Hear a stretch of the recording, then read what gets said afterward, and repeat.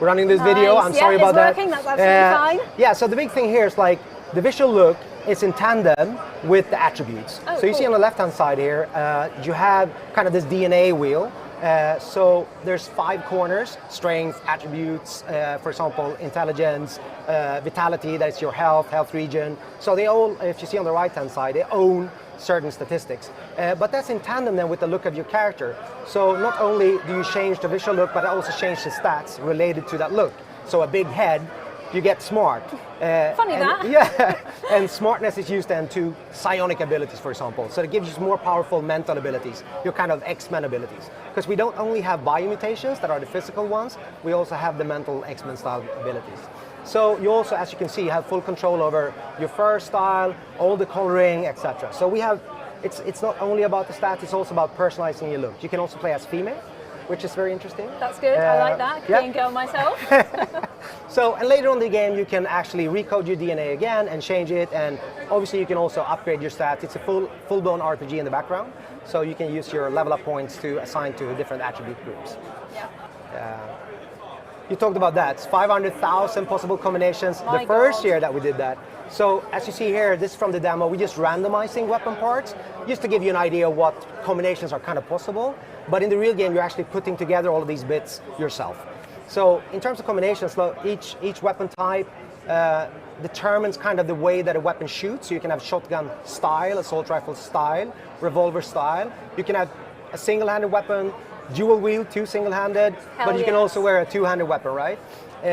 All of the bits come in different materials. They come in different qualities, and you can also add affixes to it. An affix is like, for example, a cryogenic module that will now enable the weapon to shoot frost bullets, for example.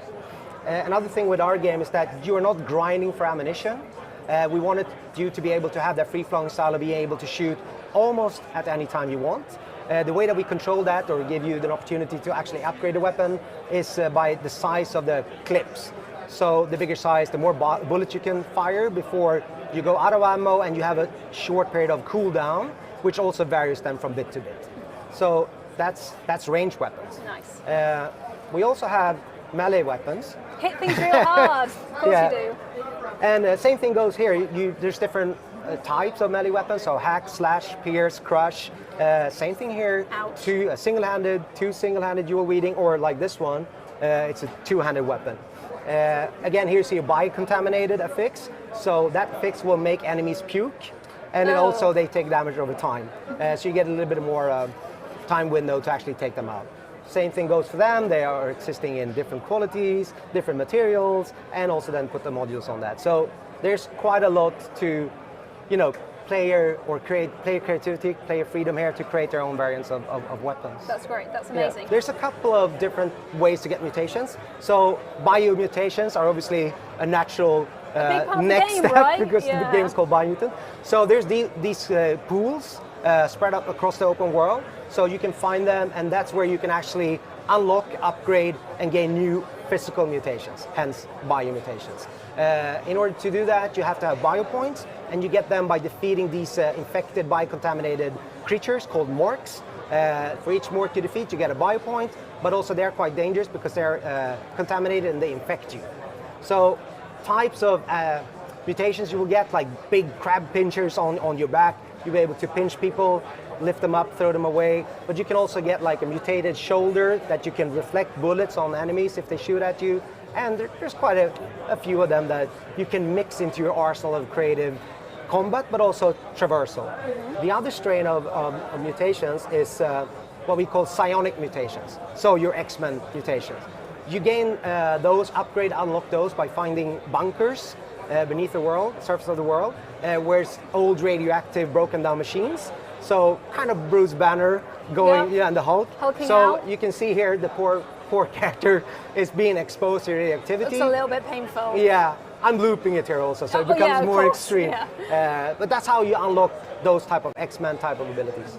I want to show you a few of these. So this is kind of a bubble, a mental sphere, but in our game it's not a force field, it's more like a soap bubble or a gel bubble. And again, you see that they're shooting at him, it's reflecting bullets, but what happens if you mix that with an ability, for example, like this one, levitate? So now you are levitating inside that gel bubble. Amazing. So what happens if you land? I'll leave that to you to figure it out. Bad things happen to the people you're fighting, I Oh, assume? maybe you're bouncing. Oh, yeah. That You know, too. so again, we're trying to figure out whimsical, cool ways for the player to explore and mix and match things. Here's another then, telekinesis, also an X-Men type of ability. Yes, gold Jean Grey, definitely. You can lift different things, let it up to the player to figure out what you can lift and how you can combine that with the other powers in the game. I would like to touch on the third leg of this, even if people don't have 3 legs, but animals work on 4, so Exactly, maybe that's cool. So it's bionics, so it's like prosthetic and enhancements to the character, and they're a mix between things that you can use in combat, as we see in this video as well. Later on, I'll show you that, sorry, and then this video is more about exploration.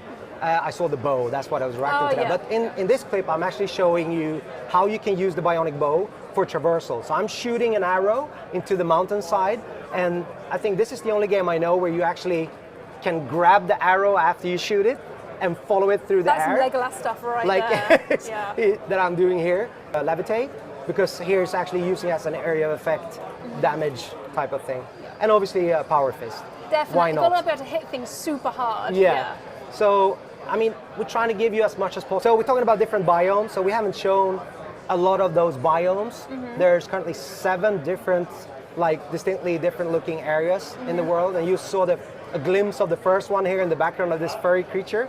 They all have kind of different creatures, different type of enemies, and also the key characters that you can meet in the world. There's a number of them, are also obviously then spread out across the world. We also see that in this video that we have a dynamic weather system, but also seasonal system. And this is not only just visual. You see he's running across the ice here. And again, traversing the world. This is one way that we're gating you. So for example, it becomes cold, right? What happens to water? So before, you see that he can't really swim. You see in one of these clips here, he's sprawling Not like really a working, is dog. it? Yeah. So you can swim for shorter stretches. But what happens when the water freezes? So maybe you then can access other areas of the world that you couldn't before. We also see he's running from oil here. So part of the story in the world is that it's, like I said, it's currently being going under, right?